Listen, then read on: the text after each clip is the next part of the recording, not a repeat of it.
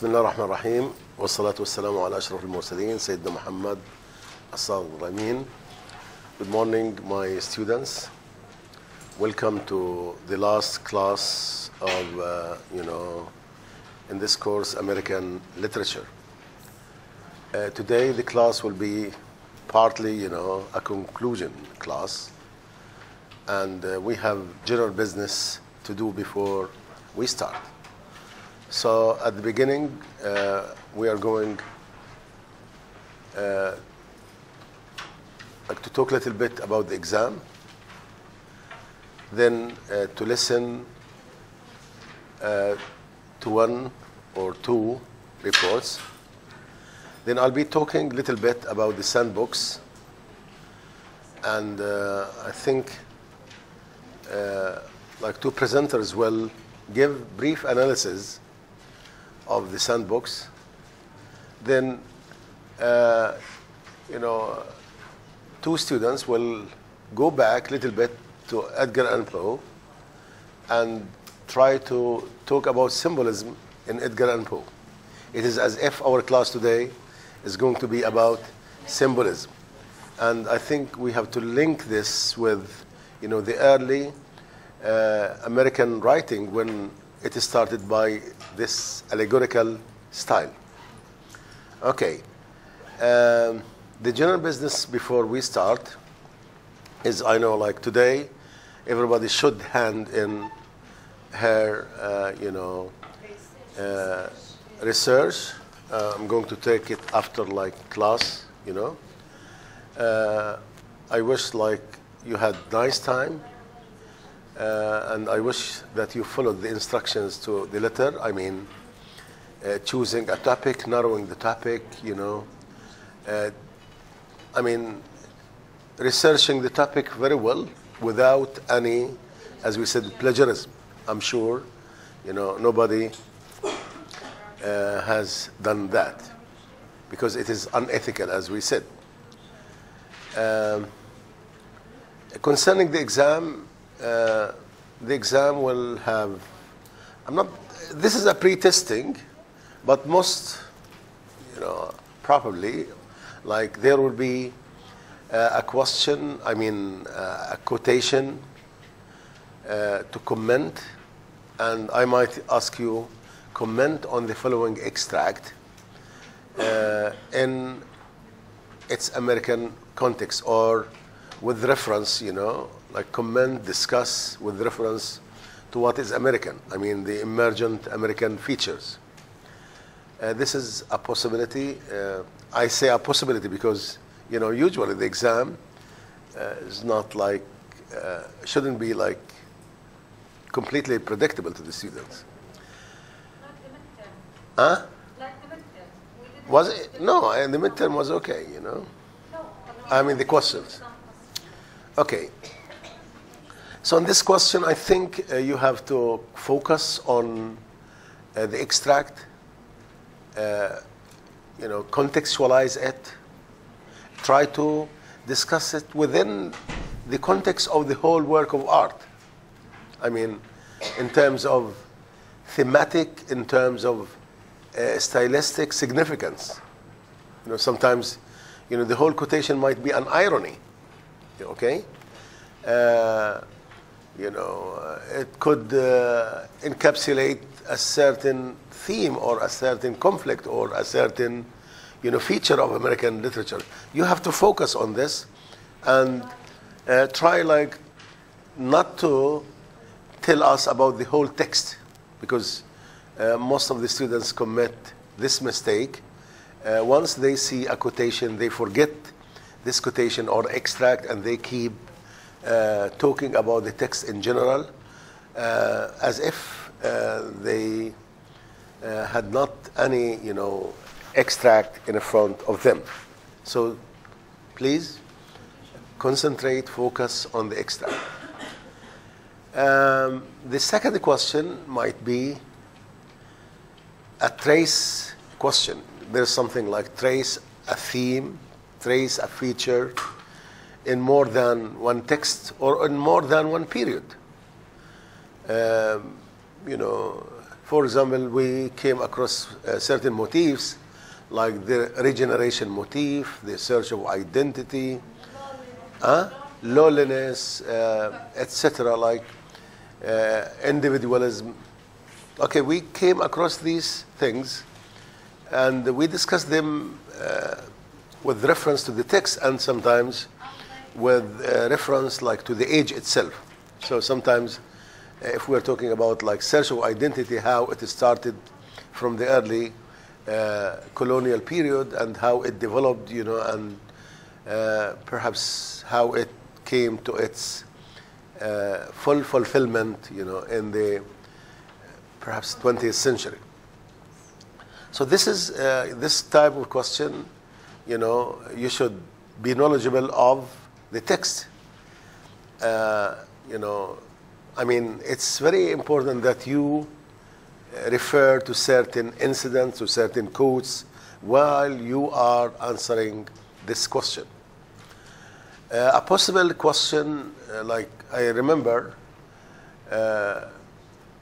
when we did some text, mainly, you know, the, I mean, narrative, I mean, the autobiographical text, we perhaps focused on the fictionality, like what is fictional, what is not fictional.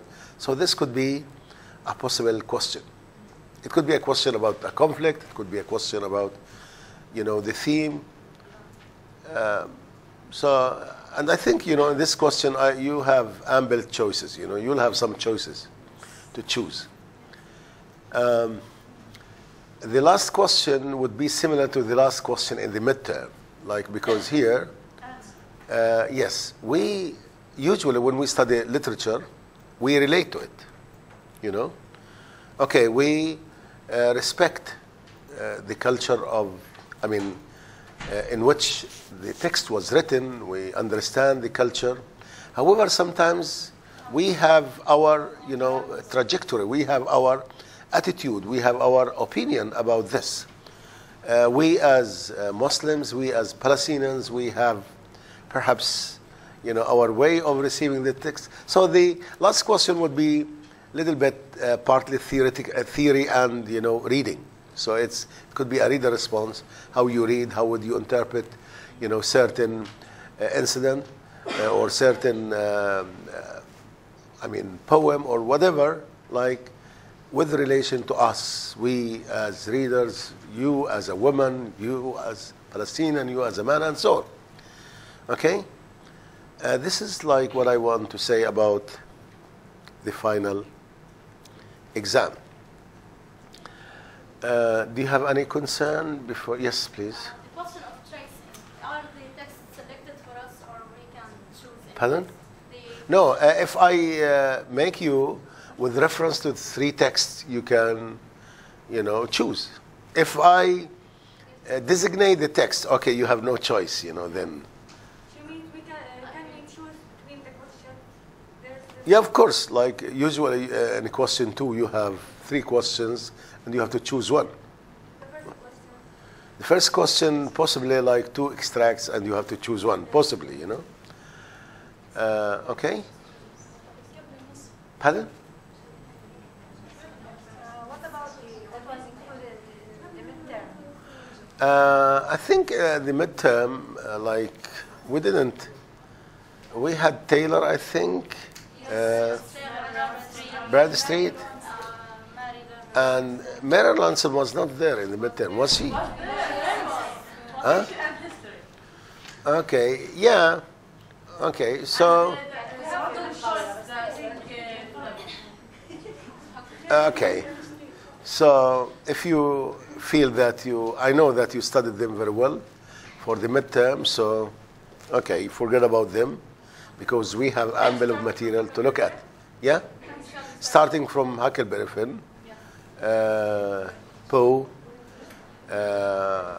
you know, Whitman, Dickinson, Douglas,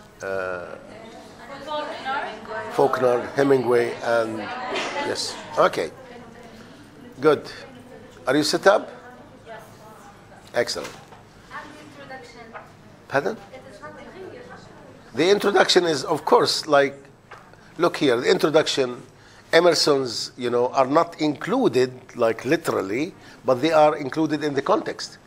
And it is difficult to understand or to make your answer, like, good answer without having this background, because I think the introduction was good background, Emerson was a good background. It's very important, it's, not possible to answer like any question concerning Huckleberry Finn without referring to Emerson, without referring to the American dream, without referring to the dichotomy of the American dream, and so on. I think it's very important to have this background. So the more, like, you show that you know about the background and you relate your answer to the background, I think the richer your answer will be. Okay? So let us thrill ourselves by a report. I know that usually some students, perhaps become very creative in the last report. So let's see. You read last time, I think? Okay, do you have a different report? Yes. Okay, let's see Hadil first and see you. I was busy in the research paper, and Whitman is the one who prevented me from writing a farewell report. So I choose a poem to him to recite it for you as a farewell poem. And I hope that it will like you. Who learns my lesson complete, post and journeyman and apparent, churchman and atheist, the stupid and the wise thinker, parents and offspring, merchant and clerk, and porter and customer, editor, author, artist and schoolboy, drew night and commence. It is no lesson. It lets down the bars to a good lesson, and that to another, and everyone to another still. The great laws takes and if used without argument. I am of the same style, for I am their friend. I love them quits and quits. I don't halt and make salams. I lie abstracted and hear beautiful tales of things and the reasons of things. They are so beautiful, I nudge myself to listen. I cannot say to any person what I hear. I cannot say it to myself. It is very wonderful. It is no little matter, this round and delicious globe moving so exactly in its orbit forever and ever without one jolt or the untruth of single second. I do not think it was made in 6 days, nor in 10,000 years, nor 10 deletions of years, nor planned and built one thing after another, as an article plans and builds a house. I do not think 70 years is the time of a man or woman, nor the 70 millions of years is the time of a man or woman, nor that years will ever stop the existence of my or any else. It is wonderful that I should be immortal, as everyone is immortal. I know it is wonderful, but my eyesight is equally wonderful. And how I was convinced in my mother's womb is equally wonderful. And how I was not palpable once, but am now, and was born on the last day of May 1819, and passed from the babe in the creeping trance of 3 summers and 3 winters to articulate and walk, all are equally wonderful. And that I grow 6 feet high, and that I have become a man 36 years old in 1855, and that I am here anyhow, are equally wonderful. And that my soul embraces you this hour, and we affect each other without ever seeing each other, and never perhaps to see each other, is every bit as wonderful. And that I can think such thoughts as these is just as wonderful, and that I can remind you and you think them, and how them to be true is just as wonderful. And that the moon spins round the earth, and with the earth is equally wonderful, and that they balance themselves with the sun and stars is equally wonderful. Come, I should like you to hear Tell me what there is in yourself that is not just as wonderful, and I should like to hear the name of anything between Sunday morning and Saturday night that is not just as wonderful. It's a wonderful recitation, and now I understand the secret of your artificial or your professional recitation of the poetry. Yes, Whitman, like this is typically Whitman, paradoxical. You know, he was celebrating everybody in the American society, every human being. And I think this is a part of the democratizing philosophy of if like Whitman were alive, I think, and he would nominate himself for election, everybody would vote for him because he's celebrating everybody. The paradox is that, okay, also he celebrated himself as individual, and we saw this in his poetry, if you remember. Like, yes, he was celebrating everybody, yet he concentrated on individualism. Like everybody has a unique, identity, has a unique personality, has a unique self. And I think what is interesting in this poem also, like the perception of a human being as immortal, and this has to do with, the self-generation, which was a motif in American literature. I think, Whitman encapsulated in, this theme in his poetry, and this fits very much with the theme of democracy. I like also the sense of harmony, and this reminds me of Emerson. Okay, there is one last chance for Sahar. I don't know, she has something creative perhaps. As a reflection for Mr. Ayman, Dr. Ayman. Yes. I'm done. I've done with Dr. Ayman's, yet more with Dr. Akram's responses, reports. He's the king of reflections. Reflection following reflection. My senses stop to be in tranquility, but no, there is no further recollections. My memories, my thoughts, my opinion fall under a massive destruction. My mind as well is turned up to small fractions. Nothing remains except a skull divided into less than atomic portions. This is actually my first confession. After second thought, there must be some omissions. What we've learned is something beyond our recognitions. We've learned from Bradstreet to map a space for our talents and to defy men's stereotypical omissions. We learned from Taylor the metaphysical domestic wit, and we introduced to the soul and body reconciliation. Then we lived Emersonian transcendentalism. We felt nature's agitation. After that, Huck we get acquainted with. He's funny, independent, with many names he played with. Sarah, George, Peter, till his own identity he stuck to and left to us a precious invitation. On our hands lies history creation. We have to tell our stories to the next generations. Speaking about the Raven and the fall of House of Usher, where the purpose of literature actually doesn't matter. It's art for art's sake. So if you don't like the Gothic elements, such stories don't ever read and don't ever take. Going to Whitman's celebration, he is the best man and the master of reconciliation. Speaking about Frederick Douglass, we've learned how to be free, how to ask for our self-dependence.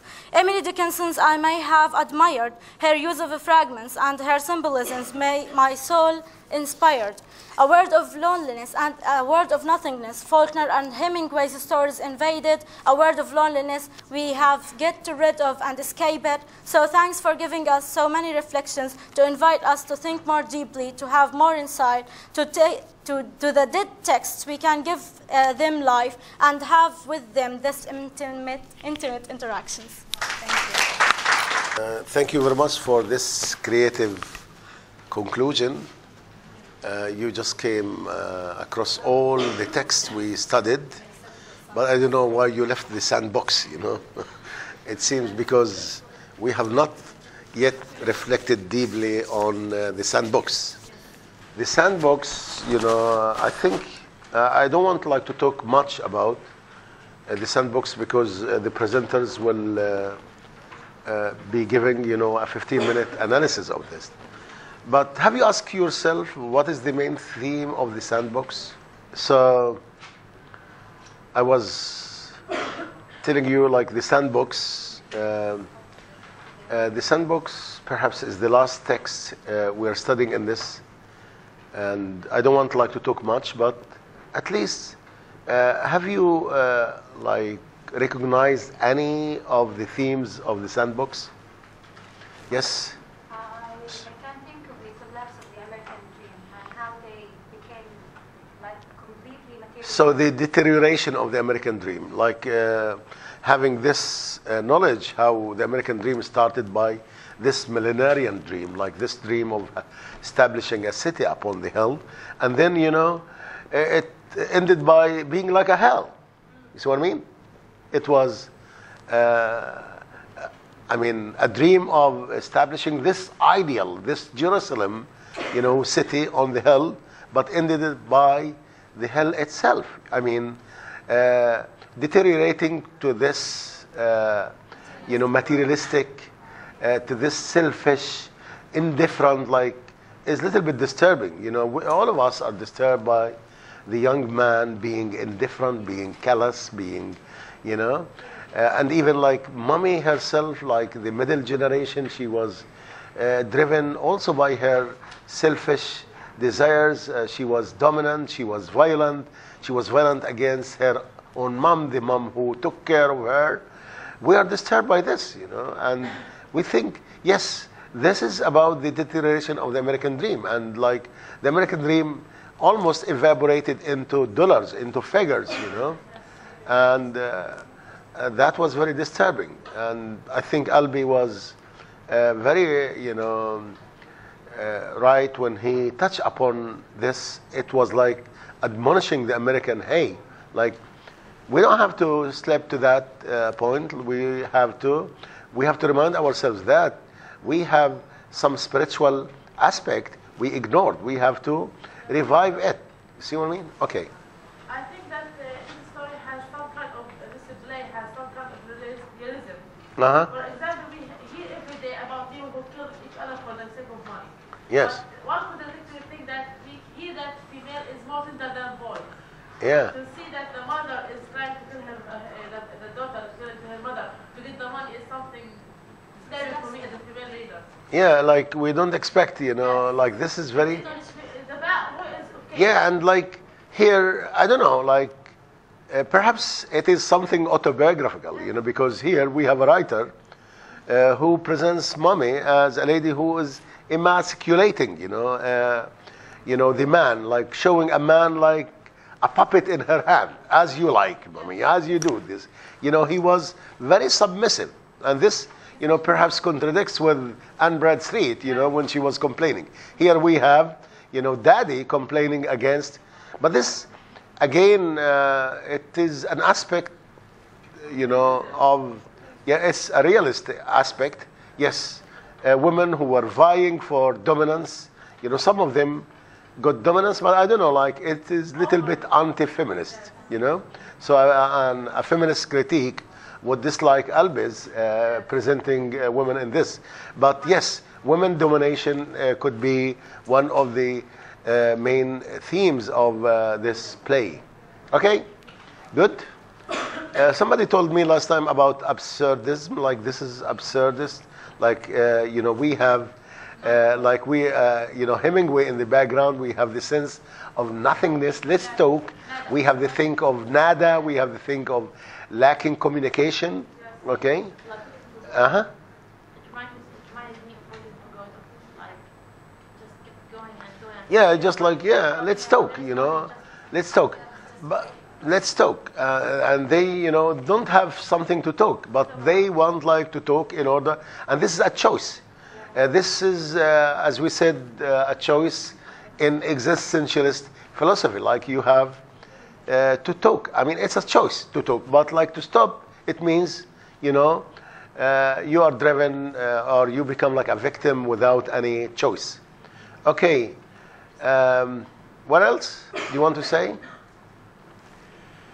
Don't you feel that, to some extent, this is about generation gap, like each generation, was trying like to be indifferent to the other, like the old generation, stands for dignity, like what we had in a clean, well-lighted place. The middle generation represent the bourgeois, the bourgeois, the aristocratic, this rising class, which cared for the money and sacrifice all the values. Now, the young generation represented by the young man who turned out to be the angel of death. And this is very symbolic because, it is the generation which killed all the values represented by, by Grandma.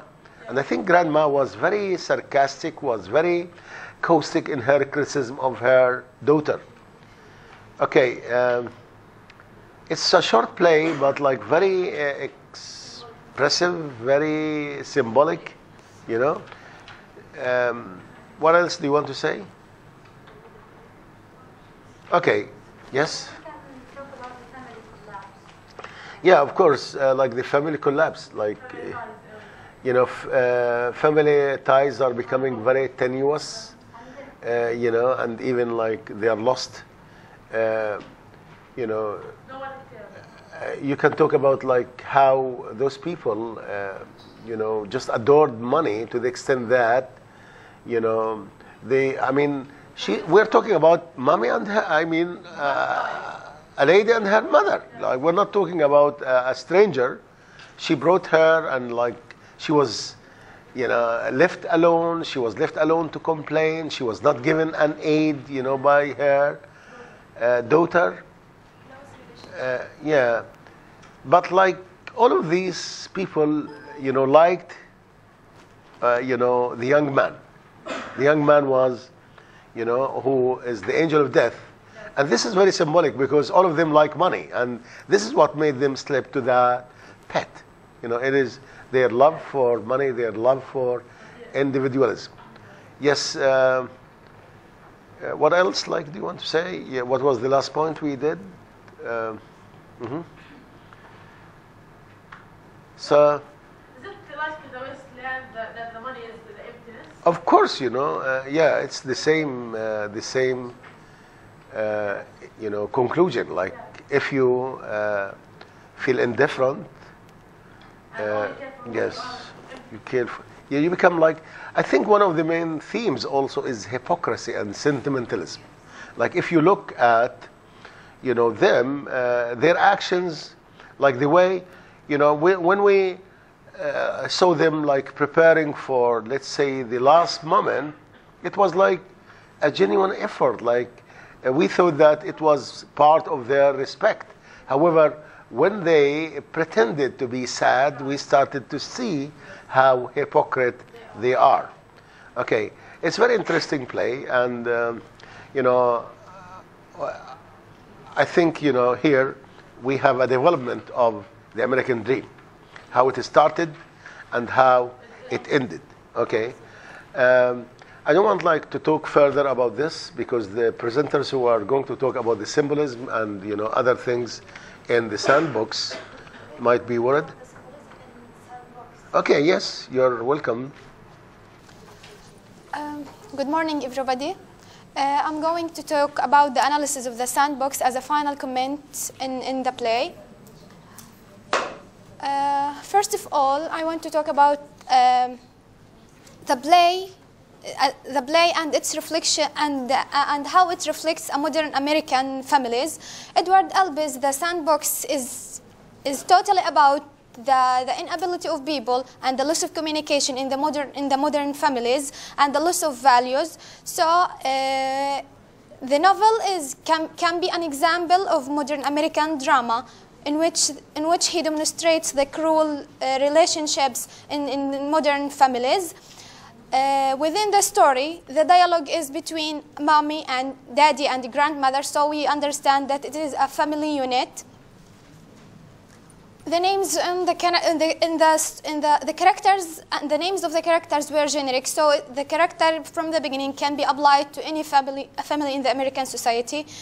The story clearly shows the cold relationships between the family members, and the disrespect of the old generations, and the importance of money as the main value of the American society.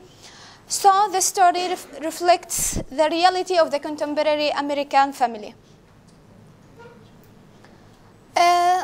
This can be applied to the modern time and the modern families, as we see the American children, how they don't care about their families. They take their mothers and put them in their house for materialistic purposes. They believe that this shows also the generation gap. They believe that they think that the old generation doesn't understand their purposes, while the old generations understand everything. The play can also be a live presentation, combines three different stages. Mommy and Daddy symbolizes the middle generation, and the grandmother can be the icon of the past. She tries to fit herself. In a new society that doesn't give her any appreciation. The middle generations clearly doesn't accept the old values and try to involve the old in their modern life. The young man who is presented as the angel of death, symbolizes the emptiness and the lack of culture and of the new generation. So the continuity, the immortality Whitman was talking about is disrupted. Yes. Usually, when there is disconnection like this, when there are gaps, so you don't have a chance for the American dream to continue, for the American society to continue living. Yes. Also, when the young boy kisses his grandmother, this is as a foreshadowing or as a symbolism that her end is very close. When the grandmother is trying to bury herself, this indicates that the old people are tired of this life. They can't. Yes, they are sick of the life that lacks communication, lacks emotions. When she dies, this represents that the values died with her in her grave, and the dominant one is the age of the middle, who lacks values. In this play, Albee is trying to show the reality of today's society, with the lack of compassion and individualism, and the irrespect of the old ages. Also, the relationship between the mommy and daddy reflects another aspect of the irrespect. She doesn't respect her husband.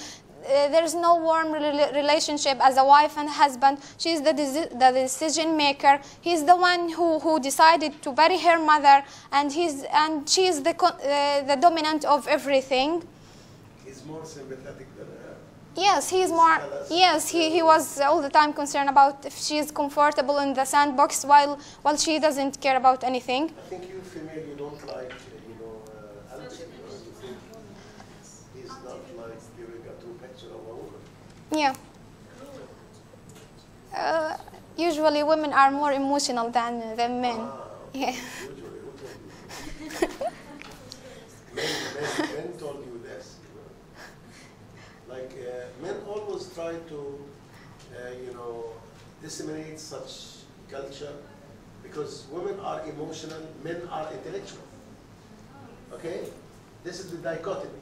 Yeah. Women are emotional, men are intellectual. That's why they say. So these are sexist differences created by men. We are emotional. We cry like you. Really? Yes, that's it. While the presentation, there is a different presentation for the grandmother. He gave her a wonderful picture. She's the sincere woman. She's a childlike. This makes her character more admirable.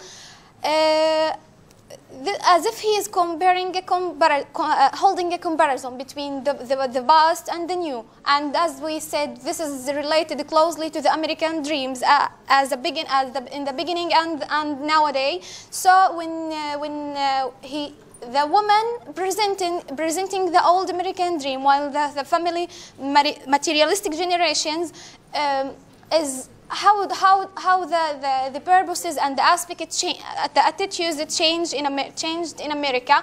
So the death of the woman represent the failure of Americans to achieve their American dream. Yes.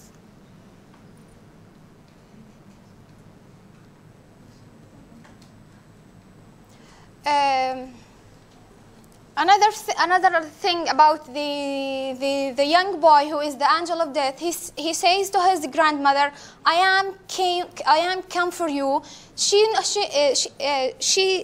that he's a mature boy and he knows what he's saying, but however she was dealing with him as a little child, so she closes him to her and closes her eyes and smile.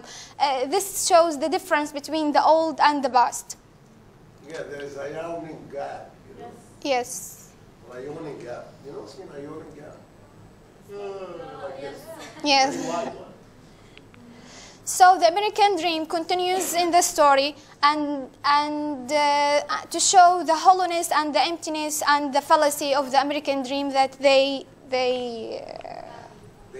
to have. Yeah, yes. Okay. This is the final comment. Perhaps the most important thing he is talking about is the disconnection, the loss of communication, the gap between generations, and the failure of the American dream. Thank you. Morning guys, morning sir. Today inshallah I and my friend going to talk about the symbolism in two texts for the famous American writers who is Edgar Allan Poe. Before everything, symbolism is one of the American features or most important American features, which is meaning the word or an object stands for another word or an object. Symbolism is important in the literary texts and is the core of the literary work. So to start first with the text Raven.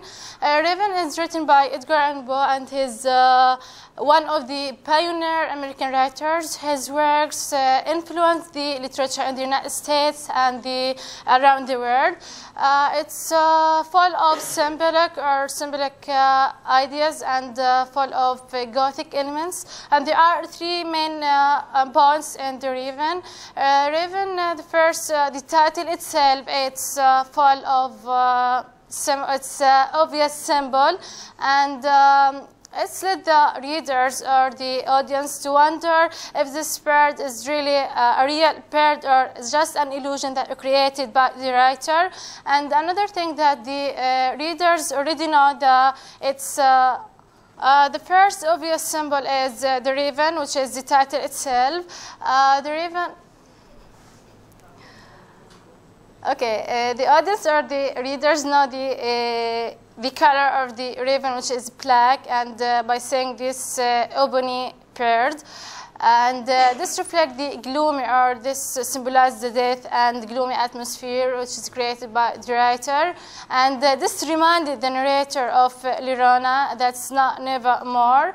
The second symbol is Lirona. Lirona, there's no Lino. Lino? Lino. Okay. Lino, there's no much description about her, and the narrator does not give or does not inform us about her, and we do not know what does she look like or what the relationship to the narrator, whether she is his wife or mother or girlfriend. The lack of this information of description and details make her like a symbol, and she may represent the symbol of beauty, truth, and love in a better world. And And we know that she is rare and radiant, and this angelic description gives her to be a symbol of heaven. The last one is the Gothic elements. Bo is master at choosing or using the words in the text, especially in this poem. And he's famous of writing Gothic works. He does not follow the Gothic traditions, the Gothic English traditions, but he invents his own, and that's what makes the poem till now popular and famous. The first Gothic element is the sitting at the time. The sitting is in a dark or a single room and chamber, which is reflect the darkness and gloomy atmosphere. And the time is absolutely Gothic. It's in the last December, in the last moment of the final month of the year, and it symbolizes the death. And the last element of the Gothic is the speaker himself is making himself like a figure. And Edgar Allan Poe is a supporter of the idea that the arts of the sick, and he using these Gothic elements in order to support this idea. And that's it. Now it's part of my friend Mona. Other work of Poe is The Fall of Usher House, and from the very beginning of this story, we introduced to by the setting of the story and the adjectives which describe the scene there. From the very beginning, we are, as readers, was wondering about the house itself, which is, we wonder if this house is the real house, the building itself, or it's the family of Usher House. And the fall of this house, is it a spiritual or it's a metaphorical, a spiritual metaphorical collapse, or it's a physical one? Moving now to other symbol which is used through this story is the bridge, which reflects and presents the one way to the other world by the way to the world by the unknown narrator. The unknown narrator is the only bridge which connecting the house of Usher to the outside world. The upside down reflection. It's reflected the confusion inside Usher's mind, and how he lose his mind and have confusion about thoughts about everything. The Gothic element of the story is the surrounding settings, which described since the arrival of the unknown narrator. He described the house from outside as being dull, dark, gloomy, unsufferable, and so many adjectives were used by him to describe this house. Other element is madness. This element is used very obvious through this story. We see that the main character Frederick was accused of being mindless and have an odd behavior and have a mixture of thoughts. The death of Frederick is also the theme of death is a Gothic element, which ended by the death of Frederick through the story. And that's it. Okay, thank you very much for the presentation. I think now we are coming to the end, not of this class, but of the whole, course. Yes, it was like yesterday. I started to give you the introduction, how the objectives of the course, what we expect this course to give, and I still remember this course is a survey course. One of the objectives is to familiarize you with American lit, right from the colonial period up to the present, to familiarize you with the American, identity, with the American personality, to familiarize you with the certain American themes, motifs, to teach you how to read, to analyze, and observing this through your performance, satisfied that some of the objectives have been met. But I want to confess, and I admit, like what we took in American literature does not represent much.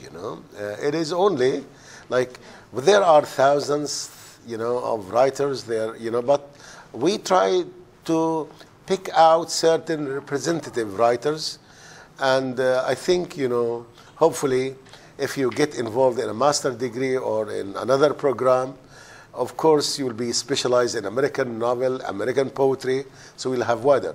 But if you are interested more, you can do it on your own. I know for most of you, this is perhaps the last class in your undergraduate, so I wish you, you good success. I wish when you graduate, you find the job you have been looking for, and this will remain, indelible, I'm sure. So one last thing which we are going to do is I'm going to call you individually, but not in front of the camera, to call your name, and perhaps I know that I have all the classes, I know who participated and who was just looking at us, with the eyes, participating with the eyes, and those who did not participate. So let me just, or call each one individually. Thank you again. I would like to thank Abu Hamza for his, instructions. He was doing a good job. I like also to thank you for your patience with me. I know it was very hard, to follow up, all what we have been doing. Thank you very much. And